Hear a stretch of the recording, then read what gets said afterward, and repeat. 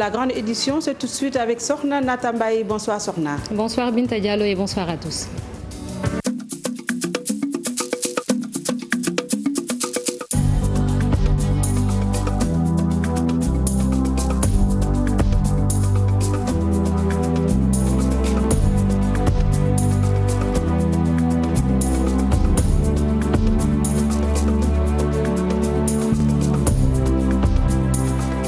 Bonsoir à tous et bienvenue à la une de ce vendredi soir. Les fortes précipitations ont occasionné plusieurs dégâts dans beaucoup de localités du pays. À Kanel, le pont de Dialoubé a cédé, rendant impraticable l'axe routier Ourossogui-Bakel.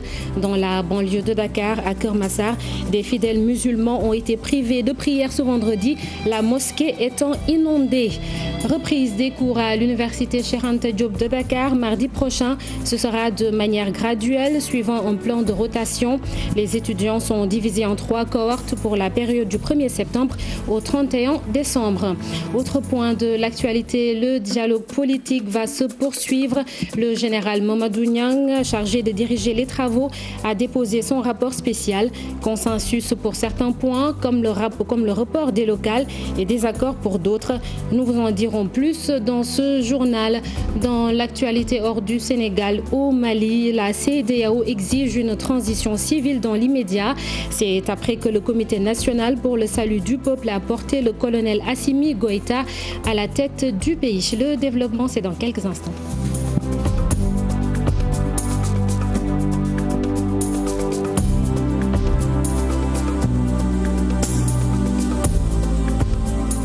Vous l'avez sans doute remarqué, les fortes précipitations de ces derniers jours concernent plusieurs localités du pays.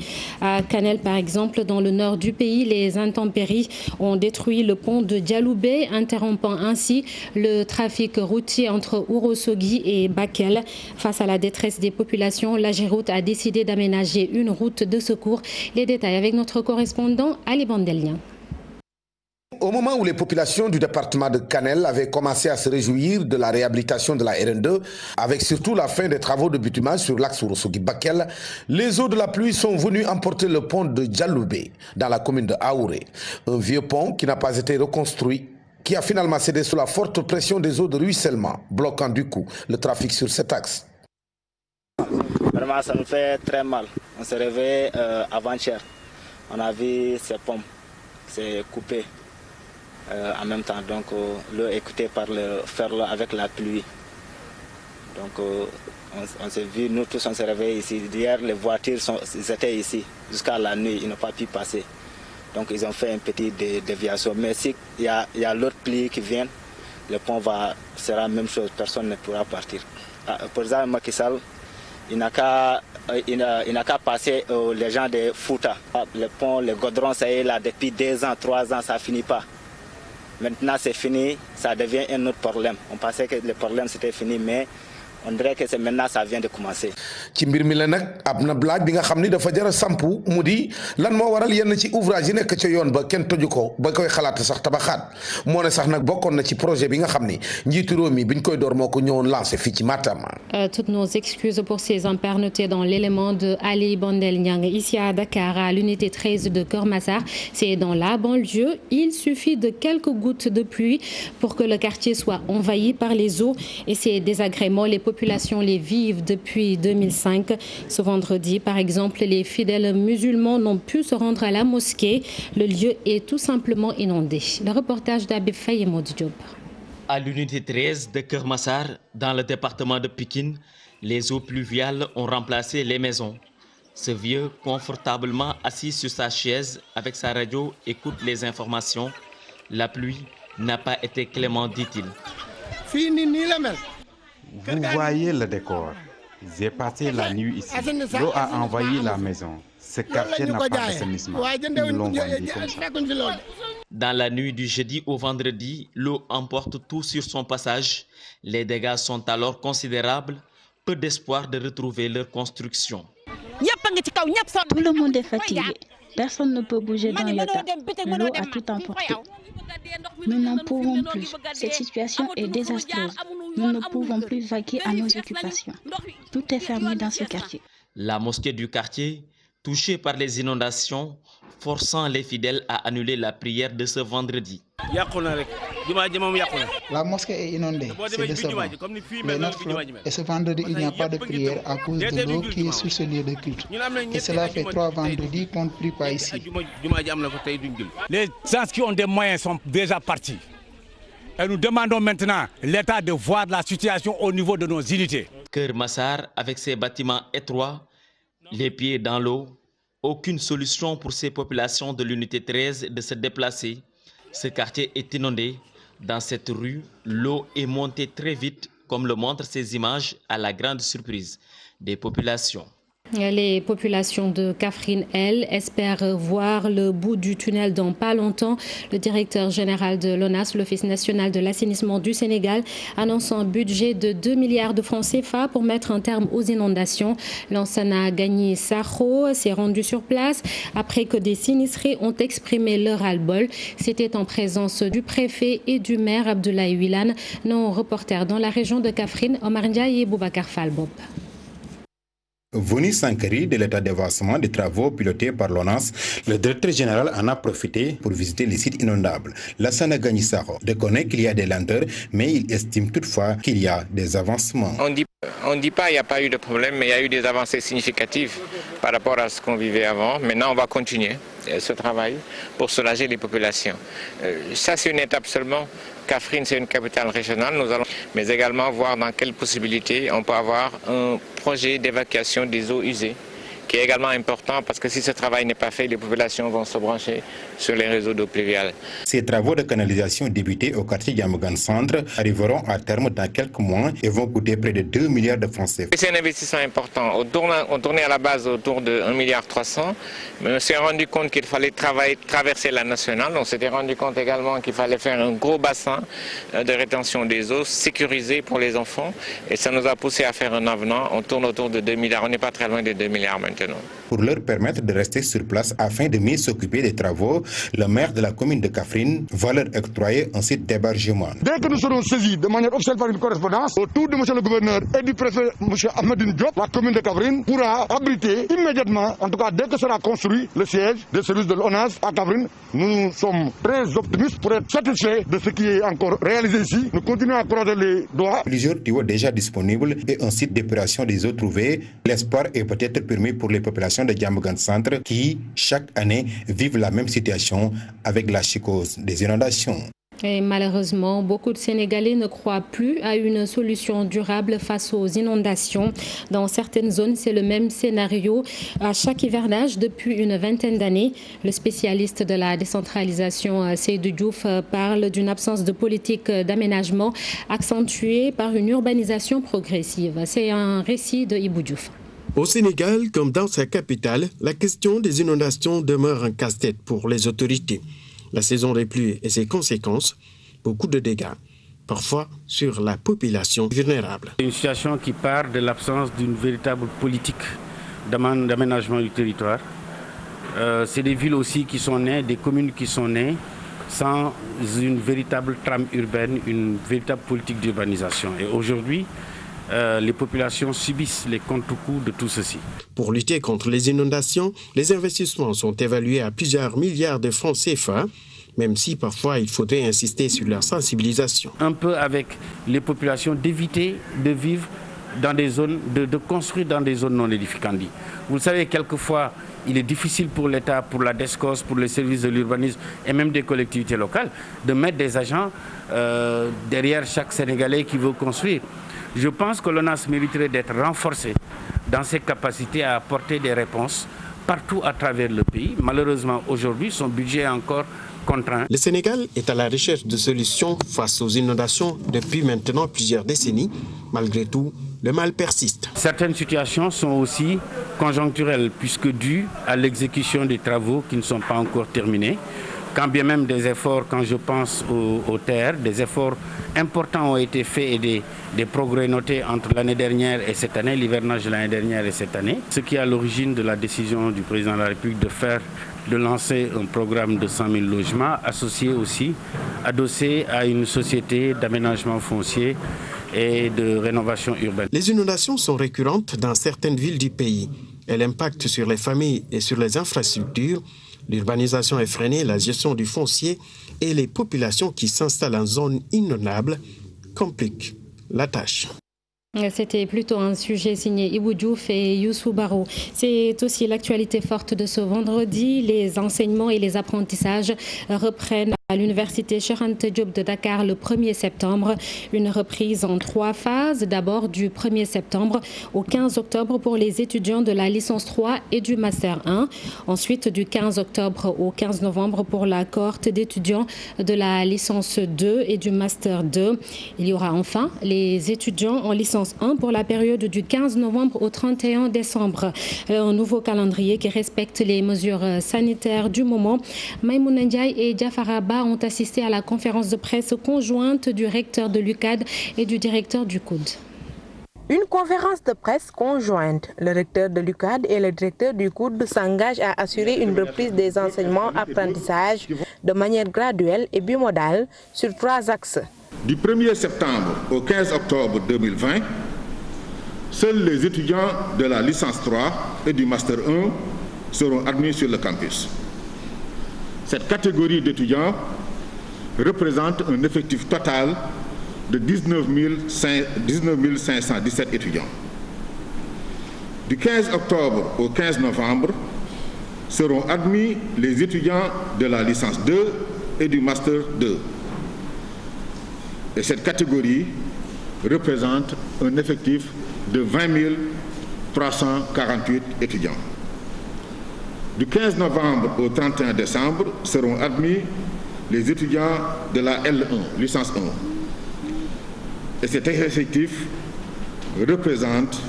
cette catégorie représente un effectif de 31 700 étudiants.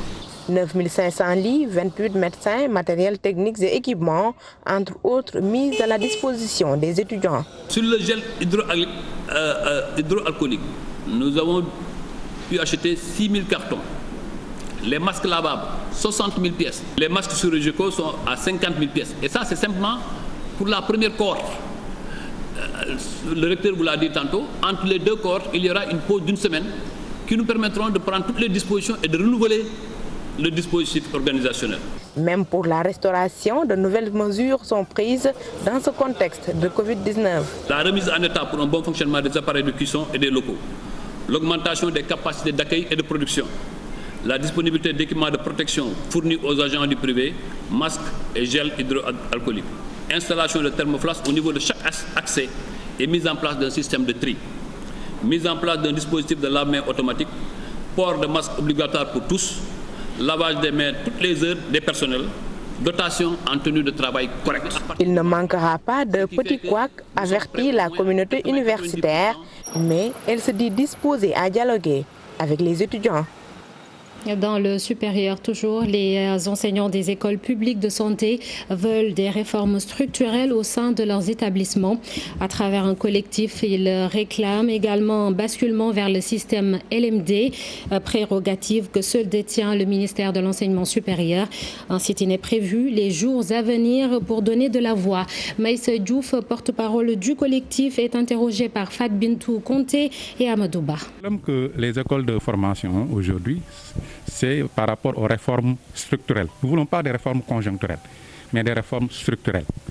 Et ces réformes structurelles, l'OAS a déjà travaillé sur ça pendant au moins 10 ans. Dans le cadre de l'harmonisation des curricula de formation, dans le cadre du relèvement du niveau de recrutement dans ces écoles-là, et le basculement à l'enseignement supérieur. Mais nous avons remarqué que les 14 États membres de la CEDEAO ont adopté ces réformes-là, sauf le Sénégal. Nous continuons à être dans l'ancien système. Aujourd'hui, le ministère de la Santé et de l'Action sociale, depuis plus de 10 ans, refuse effectivement d'appliquer ces réformes-là. Le basculement de ces écoles à l'enseignement supérieur.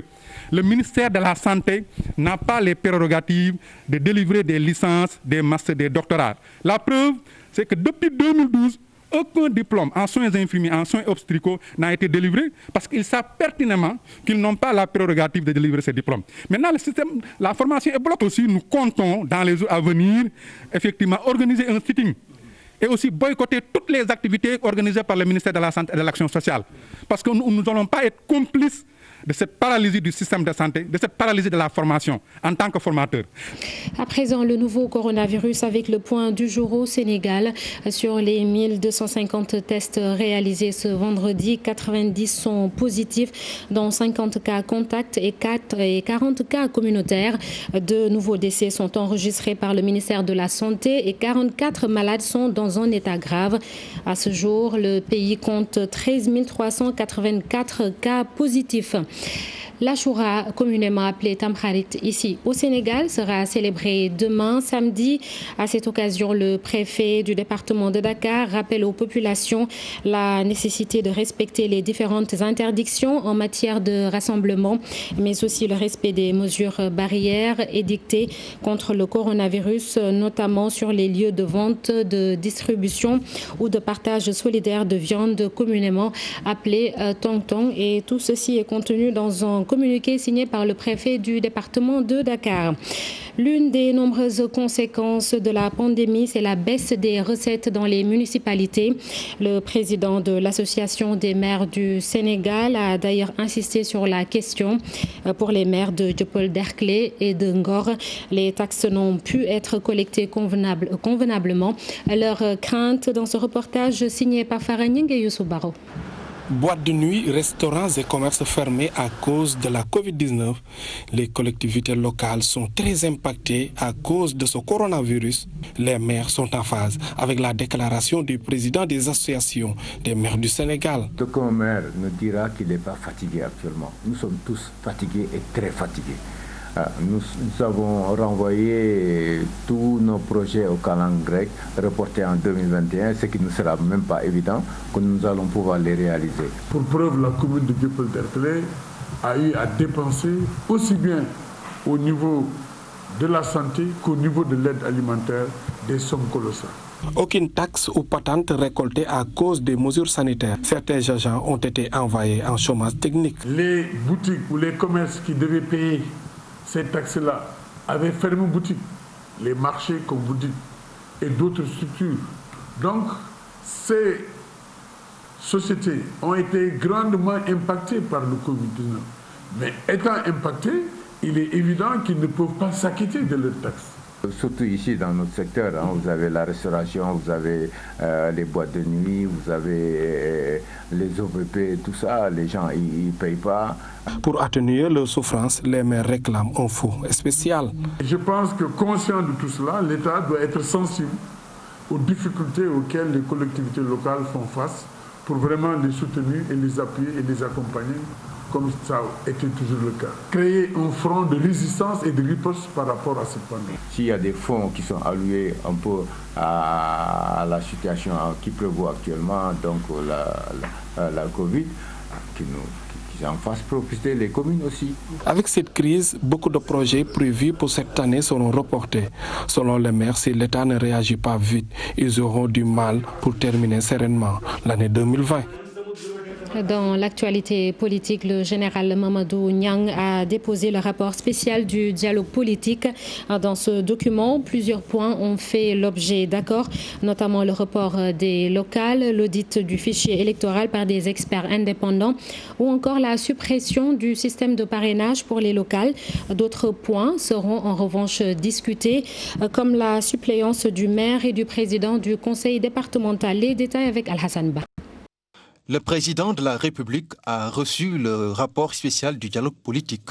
Plusieurs points ont fait l'objet d'accords entre les différents acteurs. On peut citer par exemple l'audit du fichier électoral par des experts indépendants, l'évaluation du processus électoral de la refonte partielle de 2016 à la proclamation des résultats de l'élection présidentielle de 2019, l'élection au suffrage universel direct des maires et des présidents de conseil départemental, la restauration de la liste proportionnelle de villes, l'obligation de se présenter aux 2 modes de scrutin, proportionnel et majoritaire aux élections départementales, le principe du financement public des partis politiques, le principe de financement des coalitions de partis politiques, la recommandation forte à l'endroit de la classe politique et de l'autorité pour la prise de toutes les mesures allant dans le sens du renforcement de la décrispation de l'espace politique, une recommandation relative, entre autres, à la problématique de l'arrêté dit arrêté Ousmane Ngom, la perte des droits civils et politiques des personnalités du champ politique, suppression du parrainage au local, l'option d'attendre des conclusions de l'évaluation du processus électoral pour discuter du parrainage aux autres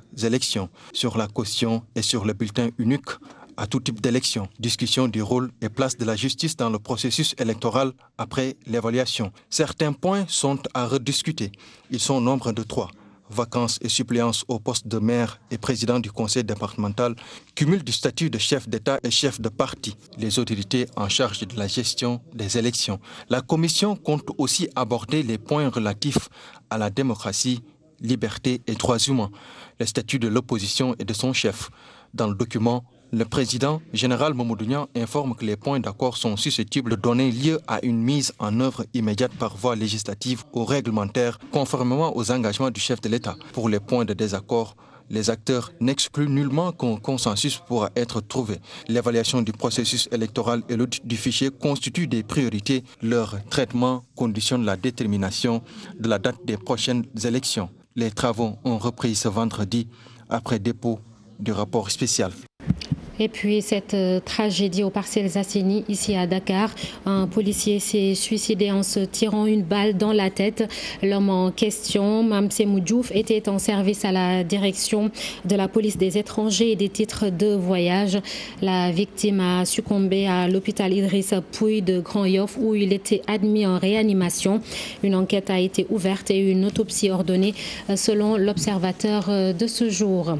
Nous vous en parlions tantôt au Mali. La junte militaire a désigné le colonel Assimi Goïta comme nouveau chef d'État. C'est ce qu'indique un texte présenté comme l'acte fondamental du Comité national pour le salut du peuple, le CNSP. Voyons tout cela avec Mamadou Fall. C'est officiel, le Mali a un nouveau président pour le temps d'une transition. Le colonel Assimi Goïta remplace Ibrahima Boubacar Keïta à la présidence de la République. Le journal officiel, dans son numéro spécial, a publié l'acte fondamental numéro 001 SNSP du 24 août 2020. Un document de 4 pages composé d'un préambule, 8 titres et 41 articles signés par le président du CNSP, colonel Assimi Goïta, qui, conformément à l'article 32 de l'acte fondamental, assure les fonctions de chef de l'État. Dans son chapitre 3, il est bien mentionné que le comité est composé d'un président, des vice-présidents et des membres. Les missions du président de la République sont déterminé par les articles 31, 32, 33, 34, etc. Le président du comité incarne l'unité nationale. Il est le garant de l'indépendance nationale, de l'intégrité territoriale, du respect des traités et des accords internationaux auxquels le Mali est partie. Le président du comité nomme aux affaires civiles et militaires supérieures déterminées par la loi. Il est également bien mentionné qu'avant l'adoption d'une charte pour la transition, les dispositions du présent acte qui s'appliquent comme dispositions constitutionnelles complètent ou modifient ou supplèent celles de la Constitution du 25 février 1992. La CEDEAO, elle, à l'issue de son sommet, exige une transition civile immédiate. Elle demande au CNSP d'engager des consultations avec la Cour constitutionnelle, les partis politiques et les organisations de la société civile. La CEDEAO promet de lever progressivement les sanctions prises en fonction de la mise en œuvre de ces recommandations. Et puis sachez que le CNSP, le Comité national pour le salut du peuple, a convié toutes les forces vives de la nation à une séance d'échange sur l'organisation de la transition. Ce sera demain à Bamako. La Banque mondiale a publié son dernier rapport Doing Business. Dans certains pays, des irrégularités ont été notées concernant les modifications apportées aux données des rapports 2018 et 2020. Daniel Diouf. Voilà 17 ans que le Doing Business existe avec la parution d'un rapport annuel institué pour publier la liste des pays les plus réformateurs. Un outil précieux pour les pays soucieux de mesurer le coût de l'activité économique. Des indicateurs, une méthodologie conçue indépendamment des pays. En seul but, contribuer à l'amélioration du climat général des affaires. Voilà l'esprit. Mais un communiqué de la Banque mondiale, auteur des rapports annuels, est venu comme un coup de tonnerre ce jeudi faire part aux États et au monde des affaires de la découverte d'un certain nombre d'irrégularités. Elle concerne des modifications apportées aux données des rapports Doing Business 2018 et 2020, publiés respectivement en 2017 et 2019. Selon la Banque mondiale, ces modifications n'étaient pas cohérentes avec la méthodologie Doing Business. Le communiqué précise qu'au regard des irrégularités relevées dans ces rapports de 2018 et 2020, la publication du rapport Doing Business sera interrompue pendant la durée de l'évaluation. Pendant ce temps, la Banque mondiale dit procéder à un examen et à une évaluation systématique des modifications apportées aux 5 derniers rapports Doing Business. La fonction indépendante d'audit interne du groupe de la Banque mondiale a été saisie pour réaliser un audit des procédures de collecte et d'examen des données aux fins du rapport Doing Business. Les résultats de ces actions permettront de corriger rétrospectivement les données des pays les plus concernés par ces irrégularités, mais le communiqué ne précise pas quels sont ces pays concernés. La situation a été exposée au Conseil des administrateurs de la Banque mondiale ainsi qu'aux autorités des pays les plus touchés. Le Doing Business, un instrument de classement des économies les plus performantes en matière de facilitation des affaires dans le monde. Mais ces irrégularités constatées sur 2 rapports successifs forcent le scepticisme sur la fiabilité même des données fournies par les pays pour établir un rapport annuel. Pour rappel, le Sénégal occupait respectivement la 140e place mondiale sur 190 en 2018 pour le rapport de 2019 et la 123e place en 2019 pour le classement 2020. Merci beaucoup Daniel Diouf, c'est la fin de ce journal. Merci de nous avoir suivis. J'aurai grand plaisir à vous retrouver demain à 20h. Tout de suite, la dernière partie de Soir d'Info.